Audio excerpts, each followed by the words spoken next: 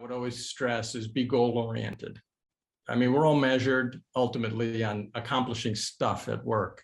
So have your target of what is it I'm supposed to do in my job and do well? What are my goals? And meet them. And have it as kind of a holy grail that you will stay focused on your goals. And what I used to do routinely, we all get the performance review once a year. We have our goals for the year. And a lot of people, I know the real world, a lot of people say, all right, I'll worry about that at the end of the year when I have to get ready for the year-end summary. Every 3 months, every quarter, for decades in my career, I would voluntarily submit to my boss, here's where we stand on the year-to-date goals. And it was helpful for me because it reminded me, hey, within 3 months, you got to get certain things done as part of the big goal. And I would, when I was in a leadership position, ask all of my subordinates on my team to get their goals updated to me quarterly so that I could end up voluntarily giving my quarterly goals forward. But what is all of this about? It's about goal orientation and results. So work on that. Secondly, keep track of your stars. Those who are familiar with behavioral interviewing know the situation, task, action, result, behavioral answers to questions of how good are you at conflict resolution, how good are you at attention to detail, and you have your story, your star. Keep your stars current because they're all based on skills, a skill that you can demonstrate with a situation, task, action, result. It's kind of keeping your resume up to date.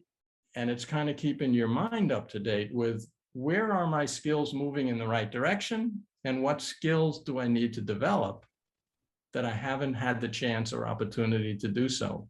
So as I'm getting my self-promotion plan going, as I'm getting myself ready for whatever the next step is to look at where are my skills, keep track of them, and start working on the areas where I maybe need some help. And then a couple other things is use your annual performance review, not just as here's my goals and here's what I did, but it's your chance to talk about with your boss, with your company, your growth. What are your next steps? And have in your annual performance review your own plan, your own recommendations of this is what I'd like to do in the next year to grow. It's not about me, it's about the company, to grow so I can help the company better.